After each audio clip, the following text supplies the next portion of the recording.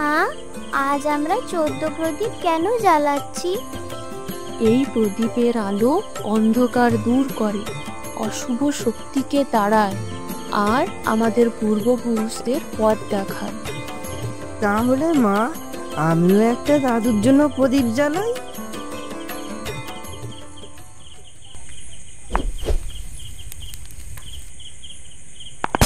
যা, প্রদীপটা পড়ে গেল।